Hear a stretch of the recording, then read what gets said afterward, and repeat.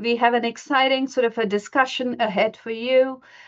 Joining me today for the topic, open innovation that actually scales, is Giacomo Silvestri, who is the executive chairman of INSEAD Ventures and head of tech, open innovation and technology and intellectual property at INSEAD. We have Benjamin Haddad, who is the managing director of technology strategy at Accenture. My name is Vibha Gaba. I'm a professor of entrepreneurship at INSEAD.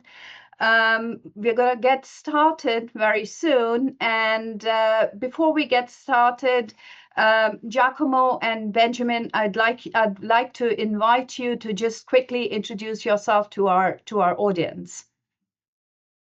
So good morning or good afternoon to everyone, and good morning to you, Vibha, and thank you very much for the opportunity.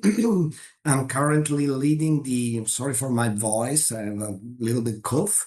I'm currently leading the innovation within a big energy company, ENI. I was a former responsible for the digital transformation within ENI, and going back, I worked for an insurance company, and I was partner before for the Boston Consulting Group.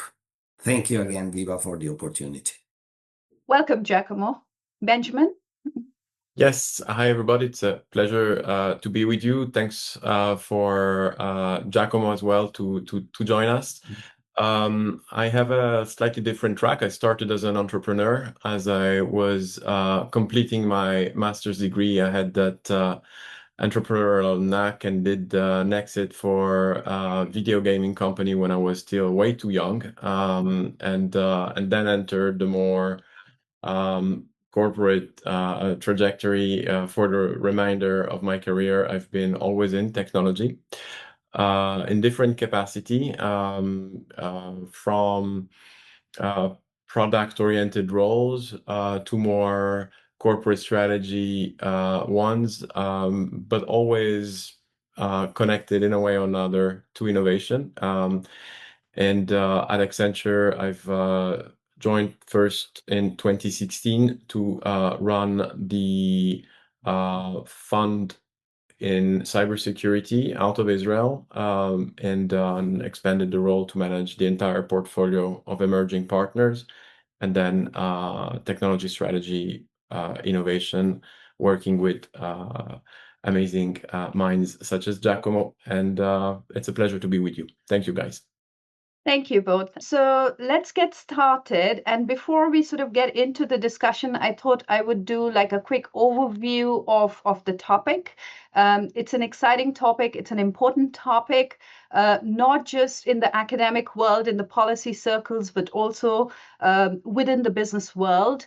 And so I'll get started on that. So really, innovation in some way has always been very, very important across industries.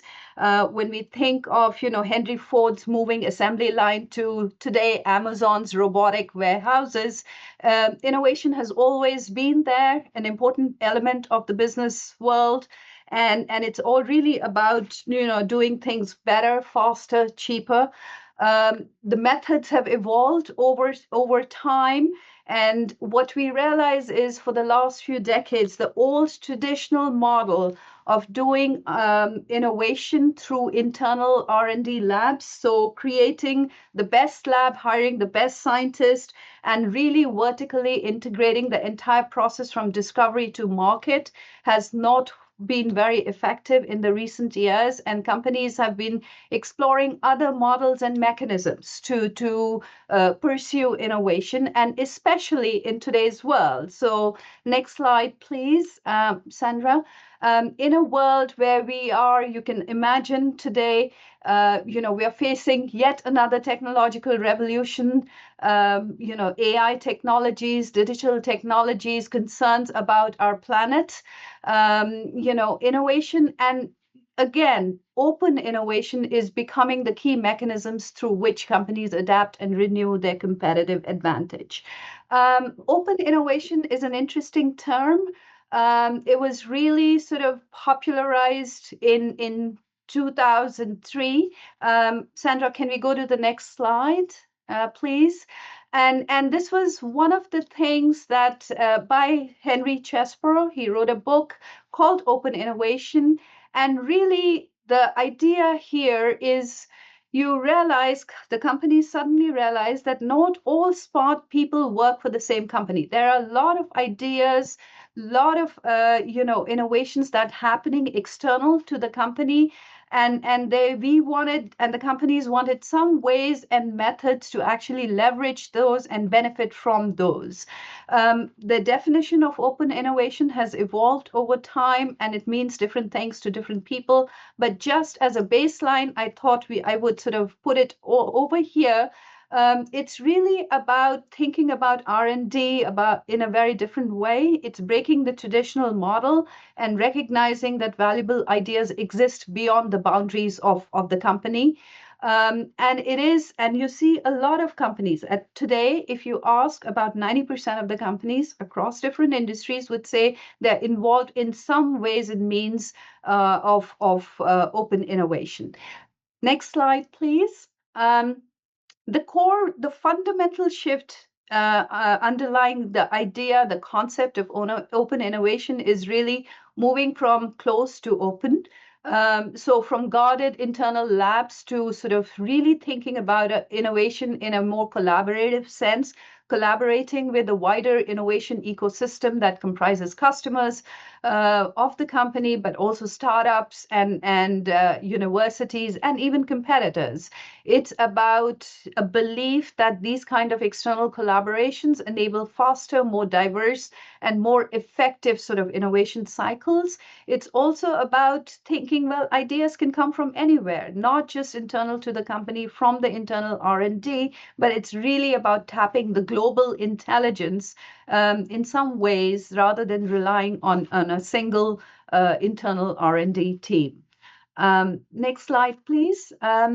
What is the promise of open innovation? It is about accelerating the innovation processes across industries and companies. In some way, this is about,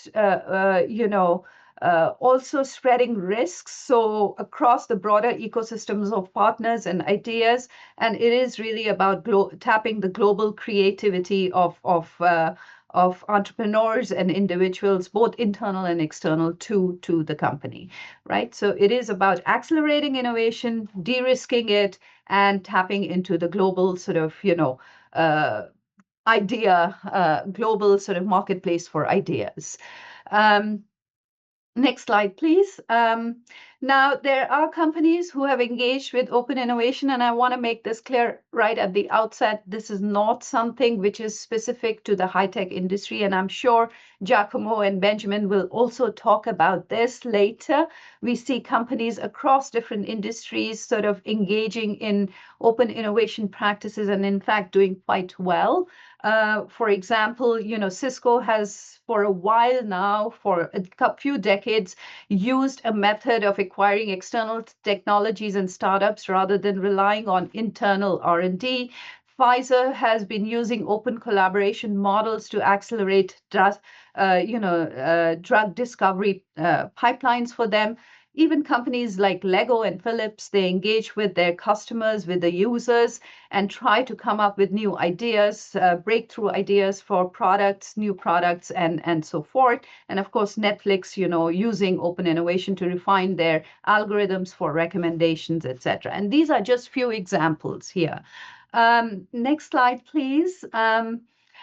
So what we are seeing is, in one sense, there has been a lot of experimentation in the business world. There are different models and mechanisms and methods to support open innovation practices. And some of these ones, I can show in the next slide, please. Sandra, next slide. Yeah. And I'm sure you've heard of some of them: corporate venture capital units, incubators, accelerators, venture client models, new business development units. There are different models here out. In fact, there is a menu of options, different methods that corporations can use to engage with open innovation. But of course, there is no perfect method here. There is no one size fit all in one sense. Sandra, next slide, please. Um, so everyone, every company sort of creates their own ways in which it leverages this idea or concept of open innovation, depending on what their goals, the strategic goals are. And again, I'm sure you'll also hear about this from Giacomo and Benjamin later on. Um, let's sort of go to the next slide at this point. But before I sort of get, without any further ado, get into a nice conversation with Giacomo and Benjamin, I'd like to do a poll, and I'd like to ask you, in your experience, what is the challenge of sort of really scaling these open innovation initiatives? They're very popular, of course. Some companies have been very successful, but quite a few of the companies sort of also struggle with with scaling these open innovation initiatives. From your experience, what are the core reasons for it? Where do most of the open innovation initiatives stall? Okay, so we've got a great response rate, and what it basically says is that about 12% of you think that the open innovation initiatives stall at the pilot stage, but a majority is really, at the stage when you have to integrate these initiatives with the core business of the firm. One of the issues, of course, is you're talking about is lack of well-defined governance structures, inability to measure performance outcomes. So, you've rated a lot of them, and the top one is integration with core business, and all of the above is the second most voted one. So at this point, Giacomo and Benjamin, I would invite you to quickly sort of react to the poll that we just saw. But before we get there, I think what I would like to hear from you is that how do you think about open innovation? As I was mentioning, the definition of open innovation has evolved. Different people think about it differently. What does open innovation mean for you, Giacomo? And Benjamin, then, we'll get to you.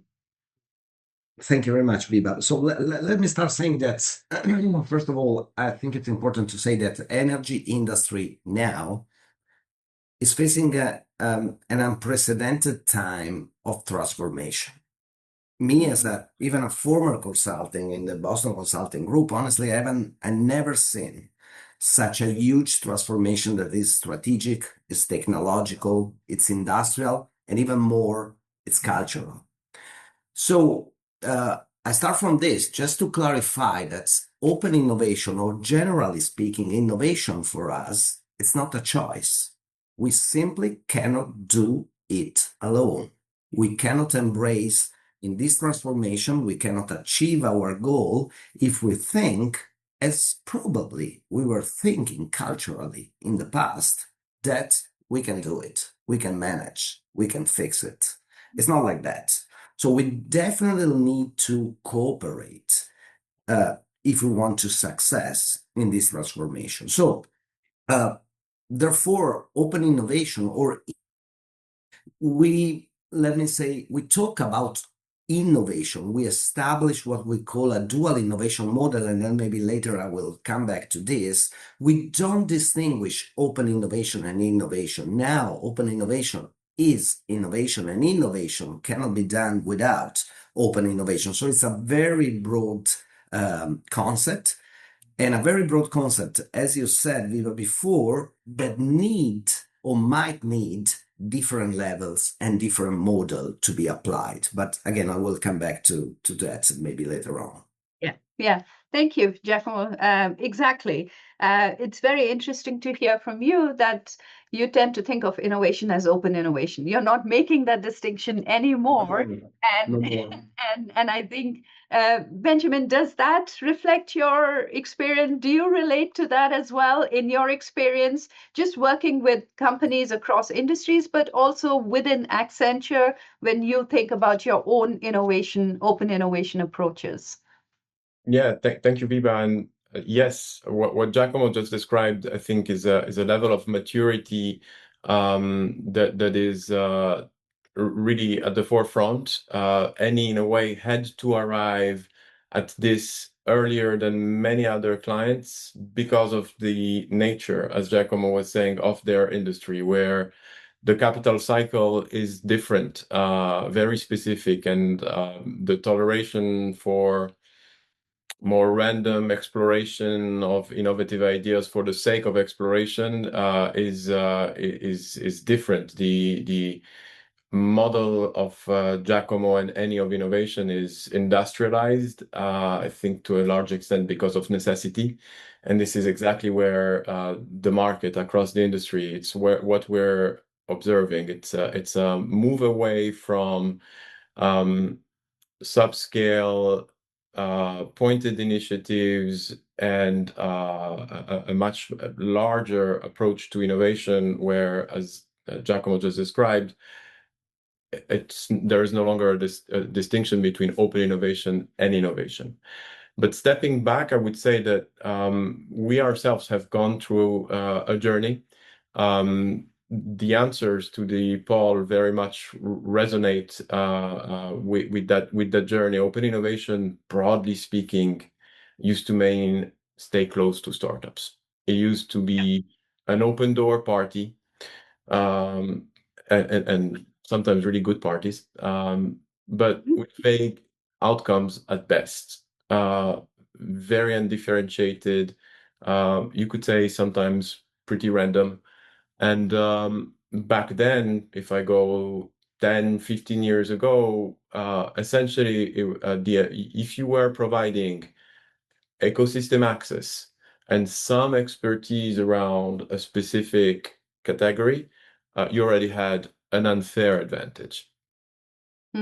Anything that was new and worth venturing into, as if the label of innovation was enough, would get you a seat at the table. And it ended up in I think, a cycle that destroyed more value than created. You had lots of nothingness for startups, very frustrated entrepreneurs participating to those open innovation program, and enterprises questioning the value of those open innovation program because of the so-called death valley out of the POC death valley, i.e. you get maybe a proof of concept with a large enterprise and nothing happened. Again and again, when this is repeated, has created, I think, less value than expected, to say the least, today. Open innovation, if not entirely merged as innovation, just like Giacomo was describing, what we observe is that it has become a lot more austere, a lot more frugal. It's a lot more about being strategy-led, getting market intelligence fast into the cycle with a controlled scale objective, means a lot more governance. It's less shiny. The parties you are less around, definitely less parties.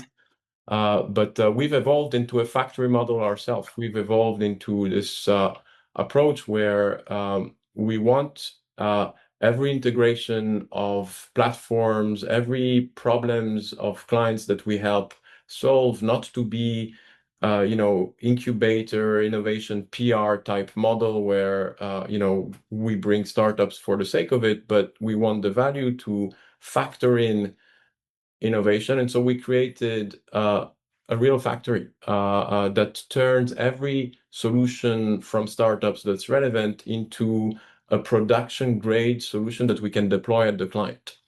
We call that the AI refinery, and we've made governance and audit and fallback logic all part of the approach from the start. We don't even call it innovation anymore. We call it an AI refinery, closer to the concept of a factory.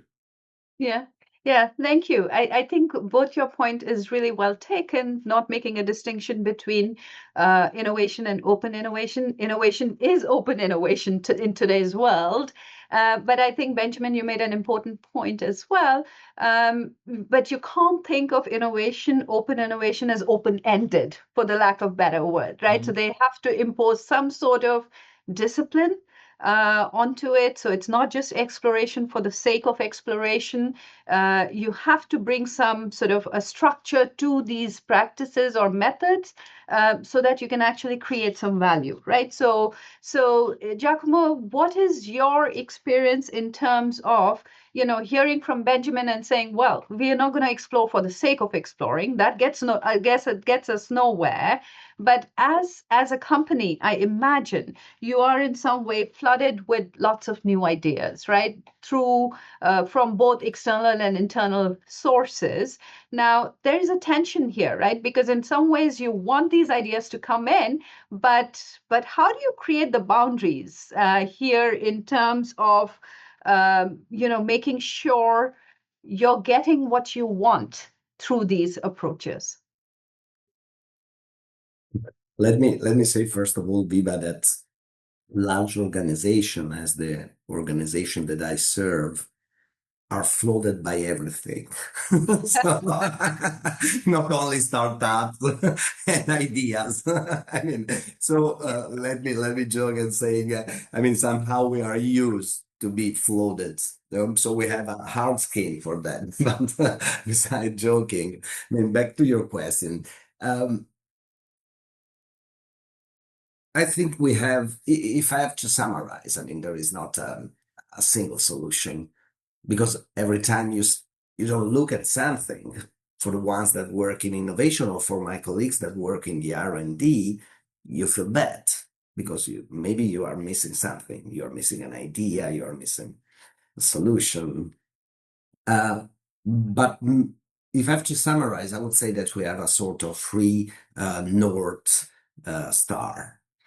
The first one is business priority and business case connect to business priority. We are fully aware that not all the innovation might have a business case, but we try to force it in any case. This doesn't mean that then we decide for the one that had a better business case, but forcing to develop help us to put into perspective the idea that we are searching for. The second North Star is that, and this let me say it's 25% of my job within my team to create the consciousness that we are strongly resource based. I spend majority of the time receiving 20 idea or 20 projects and prioritizing them and bring back to the ground saying, you sure this is fantastic, John, Martha, whoever, you sure you have the forces, the resources to do it? Because there is nothing worse than give a promise and then don't deliver. The third is we run a sort of time to impact analysis, and we tend to create a balanced portfolio between based on, I mean, a percentage of quick wins, but also percentage on long haul shots. So probably these are the three major perspectives that we use to reduce, I mean, all the, let me call noise that we received or were floated by internally and externally, because it's same, it's not just outside in, it's also internally when you meet the business and they open up with 30 opportunities or problems. So that is even harder, the job. Yeah. Yeah. No, I think what you say makes a lot of sense, right? So part of it is if you're searching for ideas, they have to be linked to the business priorities, the strategic priorities, or more broadly, the innovation agenda that you set for the company, right? And Benjamin, do you see this as a common sort of way to sort of screen through the ideas that companies get as well? Yeah, absolutely. I'll go even further, maybe be a bit bold and say that openness becomes a liability the moment that you lose the discipline of routing and owning. Totally agree. And owning, right? Most enterprises are flooded with vendors and pilots and And not just that, also other types of things, as Giacomo was reminding. We are no different. We're the largest system integrator in the world. About 60% of our revenue comes from business done with the technology partners. Every enterprise startups I met, and it's in the tens of thousands, wants to work with us. Wants to work with us because they want to access a client like any, for example, and they need that discipline around integrating the solution in a very complex enterprise architecture, typically very complex. The orchestration function, the intake at the right moment with the right other solutions so that you combine them and project manage everything with the right owners as well, and metrics has become more critical simply because the innovation ecosystem has become even bigger. And it's a good thing. At the same time, the signal to noise ratio needs to become better. If you take, the agentic AI reality that everybody speaks about these days all the time, you have about 60% of agentic AI initiatives that stall before production. A good chunk of those initiatives are with startups, just because of the nature of the space. It's a very frontier, new space. Many of the innovators are not large incumbents, but small new entrants, startups, and yet the vast majority of projects fail not because of technology, because of the architecture wasn't built to absorb it, because the integration wasn't thought through in the right way, because the governance was either naive or non-existent, etc., etc. There are exceptions. There are exceptions across sectors in AI, in cyber, in other areas, but I think overall the big lesson is yes, absolutely, this resonates. The openness can become a liability if you don't sell magic. If you don't, if you are focused on execution and ownership, then meaningful transformation of architecture can absolutely happen. It's just very complex reality. Yeah. Yeah. Thank you. So, listening to you, I said, well, okay, we have become very good. The companies, my sense, has become really good in terms of funneling ideas to and prioritize them in terms of what they would invest in going forward. But there is still a lot of uncertainty, as you're saying, Benjamin, around those ideas. Will they really scale up in the future, right? Now, how do you, Giacomo, how do you sort of, how do you assess that? How do you say, well, this was a great idea, but it didn't pan out as we thought it would, and it's time to sort of pull the plug? Is it easy to pull the plug? Or is it, how do you pivot? How do you sort of, move that idea from the idea stage, gone through the proof of concept, but now, let's invest to scale it? How do you do that? Yeah, let me start with that. First of all, I think that we have to be aware within a company that is sometimes not easy, that with innovation, we need to somehow accept some redundancy, let me say, and somehow misorganization. I mean, Ini and I will have, as you were saying before, different levers to do innovation. We have a corporate venture arm, we have a venture building arm, we have a venture clienting, pretty big, we have accelerator, and of course, if we dream that there will be never ever overlap among them, it's a dream. there is sometimes overlap and redundancy. The point here is to engage discussion and create even redundancy, because from redundancy, sometimes you do better decision. So this is the first point. The second point is that another dream that I think for the ones that do my job has to be clear, and has to be clear also for my client, internal customers, is that I cannot avoid uncertainty. Uncertainty is part of the innovation. What I can do is to structure an approach to reduce the risk. And the way we do it, again, is back to the logic that we use to build a portfolio of innovation, given that the resources, by definition, are short. So we try to create a balanced innovation portfolio based mainly on first lenses is the maturity level of the technology, so the technology readiness level. We have some investment in low maturity, some other that are ready for or almost ready for industrialization. We look at the difficulties within the technology challenge within the innovation. There are things that are easier and things. We're investing in, as you know, in magnetic fusion. That's a pretty challenging one. We have created a venture on quantum computing. That's a pretty challenging one. But at the same time, we have also some other fields that are, let me say, easier. The third, the business urgency. We have solution targeting quick win, as I was saying before, and some other innovation that are targeting more medium terms perspective.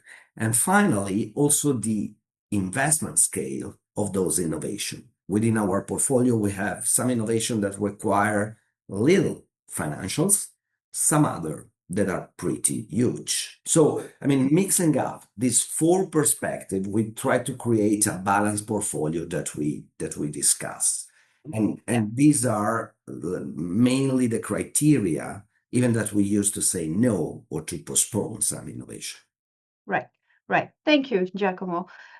So Benjamin, Giacomo sort of kind of raised two interesting points. One is really when we think about innovation, uncertainty is always part of it. You can never ever get rid of uncertainty. You can minimize the risk, or you can try to minimize the risk, but you can't get rid of uncertainty. But also there is another aspect of innovation, which is, failures, right? Not all ideas actually are great in the end. Many ideas fail, and you being an entrepreneur would know this better than anybody else, right?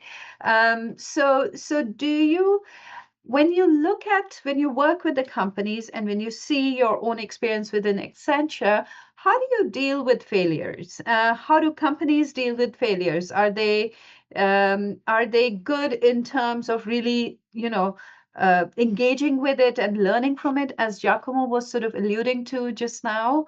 Or is there failure is not acceptable, as is in large companies? Um, there's the stereotype around you learn more from failure than success, and failing is not inherently bad.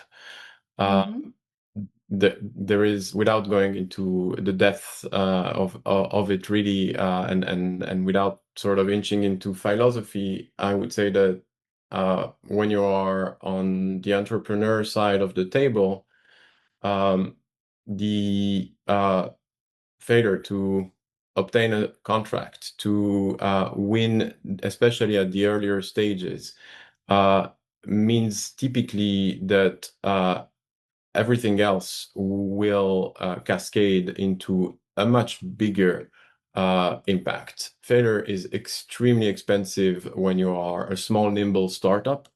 It is also expensive when you are a large corporate with bigger resources, especially if you created a industrial scale failing machine. There is, of course, much to be said about the capacity to learn from failures and to grow from it and to become better at it, to build this muscle. But I wouldn't minimize how costly it is to fail, whether you're an entrepreneur, whether you're on the corporate side of things. Overall, the observation is that it happens more often when there is an incapacity to just see what's happening, to learn. Failure happens more often when you can't learn, when you can't observe the reality. When no one can say in a client, this solution, this startup engagement, this AI collaboration improved this metric, improve this problem set, this system under this condition. When you don't have any of that sort of learning mechanism built in, failure becomes more expensive, less desirable. Again, much of what we bring into the equation is around the discipline to measure things, not to pretend that everything will work always, but at least to have the right level of rigor around routing logic and model risk scoring and compliance risks and deployment hooks and all of that, so that you can move more often from pilot to platform without burning stakeholders unnecessarily, stakeholders, capital, and more unnecessarily. I think this risk of failure and this fatigue around open innovation that you have in many corporates comes from shadow projects, budgets not being managed with that learning mindset, and it erodes trust over time when repeated. Yeah, yeah. No, I think you're quite right. Your point about having a learning mindset is important, and it is about mindset, right? How do you look at failures, and how, do you see it as an opportunity to engage with it and learn something from it, and etc., right? I think one of the other things that you mentioned that's quite interesting is bringing some discipline to measure things, right? Giacomo, how do you do this in E&I, right? It is not easy to measure, but it is important to measure because you get a sense of progress. How are these different, even if you're taking a portfolio approach, how are these different sort of, ideas within your larger portfolio? Are they moving forward? Are they tracking sideways, getting nowhere? How do you deal with the challenge of what's your metric? What kind of metrics do you use to measure progress? I mean, there could be several metrics, of course, and again, complexity is always behind the corner. So yeah, let me answer, it depends. Because if we look at venture capital, you can imagine corporate venture capital, that the metrics we look at are more in terms of return of the value. Even there, we are not a pure venture capital investor. We are a corporate venture capital. So even there, we look for what we call corporate engagement. And there are metrics there.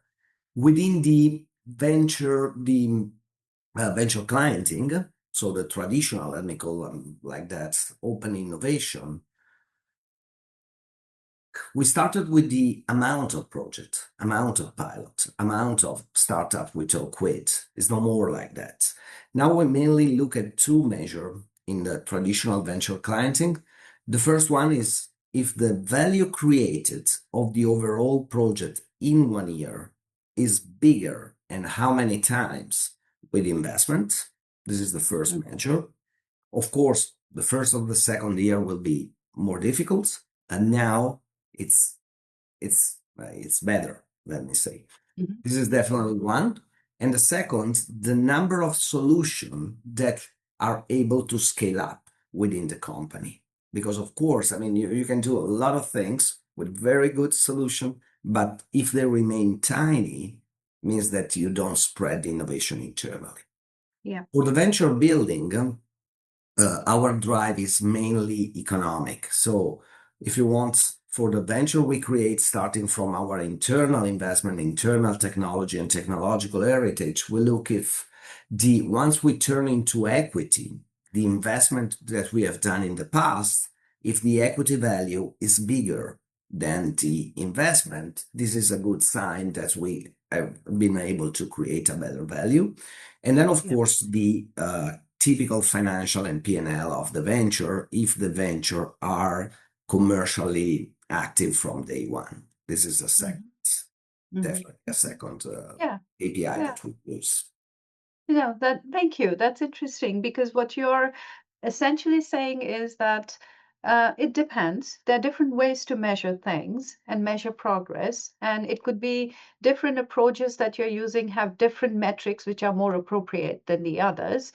So I think it's important to have some metric in every approach, but it can vary. And I think that is your point about complexity as well that you mentioned, right? Benjamin, you mentioned this a few times, and I want to sort of follow up and I'll let you both actually, Giacomo, you as well, speculate this on a little bit. AI. Everyone is talking about AI, Gen AI, agentic AI. Benjamin is better than me on that field, I'm sure. Yeah, but so we'll start with Benjamin, but Giacomo, speculate a little bit, right? And we don't know the full impact of this technology on our lives as yet, right? But we know that there is a transformative impact happening across industries, across businesses.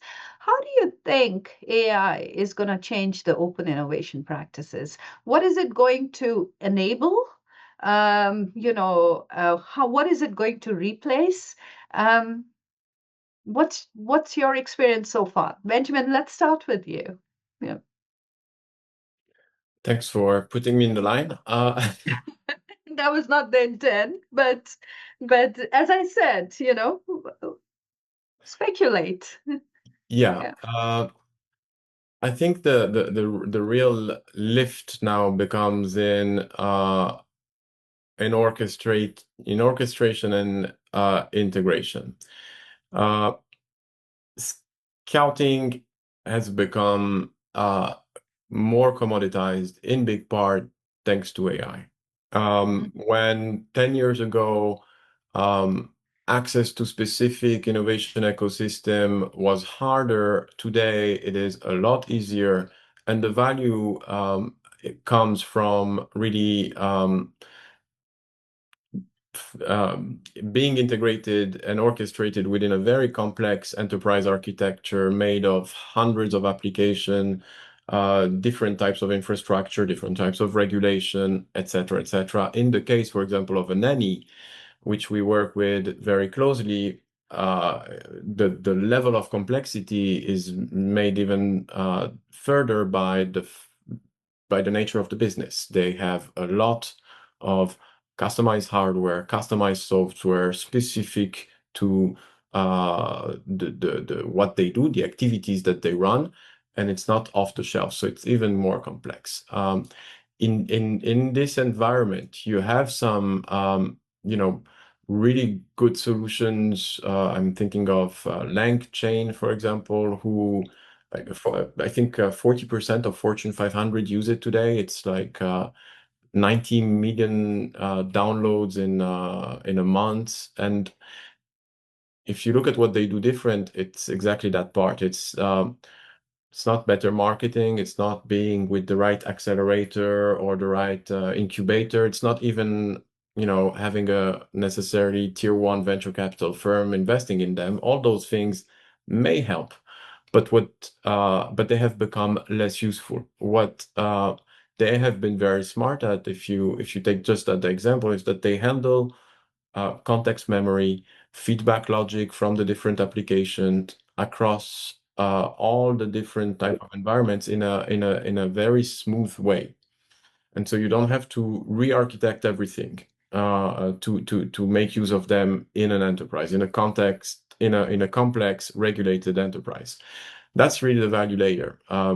Not everybody does that. Again, that's why we have this refinery, model where it's almost like an assembly line. It's not just about finding good AI, It's about integrating it. It's about monitoring it. It's about making it sure it complies with regulation, etc. So I think this is what this is how AI moves the game with open innovation. The real value becomes more about integration and less about finding startups. Thank you. Giacomo, would you want to add to that, or? I definitely agree. I definitely agree with Benjamin. But again, I'm just adding that um, the use of AI, the impact of AI, or much AI can help you in your innovation process, again, depend and is contingent to what kind of innovation you're talking about. For example, in venture clienting, definitely AI helps a lot in accelerating the scouting process. Or if you look, I mean, for what we do in the venture building, in the preliminary phase, AI helps a lot in fast tracking the market analysis or market landscaping. It helps Yeah. really, or benchmarking some partners that we might find. And then there is an entire pretty complex world where you apply AI in the core R&D. But I mean, on that side, we need we need another webinar to Exactly. So I want to get to the audience questions, and we have a few, and I'll read them out. But I do want, before we get to it, I do want your quick reactions to really the poll that we shared with the audience here, and their sense that, you know, what's your experience in terms of what's the challenge involved in terms of scaling the open innovation efforts, right? Why do they get stalled? A lot of sort of participants in this webinar today felt that it is the integration with the core business that seems to be the biggest challenge. Is that your experience as well? So comment a little bit on the poll results and your experiences in terms of what makes it difficult to scale open innovation approaches. Benjamin. Yeah, I would say this is the typical POC death valley, as we call it in the innovation lingo. It's getting confused, being impressed by the parties, being impressed by the signal, confusing signal and motion, progress. The metrics, I think, for innovation needs to be very different than the metrics of the business.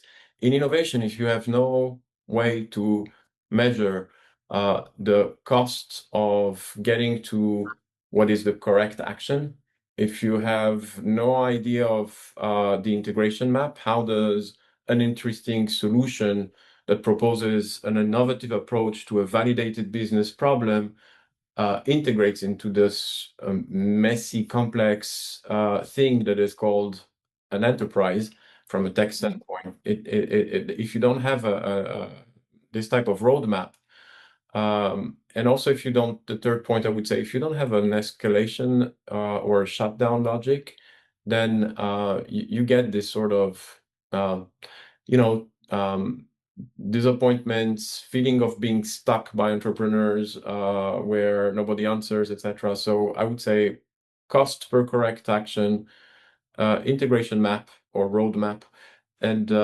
escalation shutdown logic. These are three key ingredients that sometimes you do find present in very mature organizations that typically have gone through these iterations of open innovation models and matured. One is Walgreens. They have about 380 billion AI decisions every day in their enterprise. Think about it, 380 billion AI decisions per day. They have basically not treated AI as this new thing, interesting, let's explore, let's do a POC here, per use case, etc. It's infrastructure. It's not an afterthought. It's not a party. It is a way to change the fabric of everything, every process, prioritized, and they have achieved a number, amazing level of maturity thanks to that, I think, clarity really on, what is just decoration and what is transformation. Yeah. Yeah. I like your term, decoration versus transformation. Giacomo. Maybe I have a too simplistic view, but to me, innovation is a process, and like a sales process, like a business development process, like a HR process or a talent process. So my view, simplistic maybe, is that you fail if you don't manage the process as all the other process. So if you keep on changing priority, if you cut the budget, all of a sudden, if you don't have the right people in the right place, if you don't take care at the project management and so on and so forth. So I don't see differences for the failure of innovation compared to other processes. Yeah. Yeah. Thank you. Thank you both. Let me sort of ask a few questions from the audience. And this one is actually very interesting and an important one. So this is Ken, and he's saying when a firm relies on external parties to develop an innovative product services, what mechanisms are effective to protect intellectual property? Because you can imagine a certain amount of disclosure is necessary to get the ball rolling. But is an NDA sufficient, especially when there is a size asymmetry, when you're working, when a large firm is working with a small entrepreneur or a small startup? So how do Yeah, you sort of manage the IP, the yeah, intellectual? if I may, I mean, this is exactly the question to me. So Yeah, the most difficult part of the open innovation in my experience is dealing with international intellectual property. In the past, I do everything internally or I buy the competencies. IP yeah, is 100% mine. Now everything has changed. So it's not easy. I hmm mean, if you have to protect something that is yours, nothing has changed compared to the past. So of course there are intrinsic risk within, but I mean, more or less the same. If you have to co-develop, co-work together, this is yeah, not easy. I mean, I don't have a simple solution in 5 minutes, but yeah, this is the yeah, key point to put attention on. If you are creating a venture, you have to agree on the foreground and on the value of the foreground. If you're not creating a venture, but you are creating and shaping a technology, you should wonder who's going to use that technology with and you have a licensing perspective on it. So this is the question. yeah. Yeah, yeah. Thank you. Benjamin, this is actually maybe a question for you. So one of the audience here, Saloni, is want to know that do you see any differences in approaches across small and large organizations when it comes to open innovation? Yeah, you do. I generally work today a lot more with bigger organization, Fortune 500, Global 2000s, as we call them, organizations of the size that Giacomo works for. It's typically my clients, but yes, with smaller organizations sometimes that operate within just a region or a couple of region, you do see stark differences in Yeah, approaching innovation. It looks fairly different in practice. yeah, Uh, Without over generalizing, I would say that the smaller and medium-sized enterprises may have a more direct outcomes first approach by nature of business, because maybe they are less diversified, they have a less complex strategy, and they know exactly what they want to get out of an initiative. They target maybe a specific problem set faster, as opposed to sometimes in large corporates, you have um, a level of skepticism, of resistance between business line owners, P&L owners, and hmm the central teams. By central teams, I mean anything such as corporate strategy, innovation teams, etc. There is this sometimes, uh, perplexity around prioritization of what to touch, what system to approach first. And it's pure portfolio theory, I think, because SMEs tend to be smaller, more focused, they could have a more outcome approach to innovation and capital deployment. That doesn't mean necessarily that as a whole they're better at it, but in some cases, their time to value, the route to deployment, the fit is more fastly evaluated. Yeah. That's if I was to be going in that direction of SMEs. On the other side, large complex companies have this capacity to evolve their model faster, to put bigger resources behind important things such as innovation, and become really leading edge. I think of firms like BBVA, like any, like others who just through iteration that they could afford of their model, of their open innovation model, of their corporate venturing model. In the oil and gas industry, I'm also thinking about Aramco as another leading example.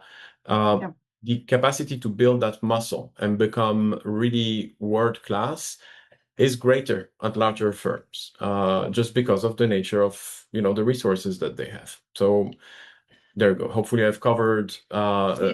I've said the typical consulting answer. Yes to. Yeah. Yeah. So unfortunately, we're running out of time, so I can't take more questions. There are some very interesting questions here, but I do want to sort of close the conversation with getting just like a 30-second response from both of you about what has been your biggest learning. And as you, in the context of, implementing these open innovation approaches, and secondly, what's the most exciting thing for you in this context? 30-second response. What's the biggest learning and what's the thing that gives you a lot of energy in your role?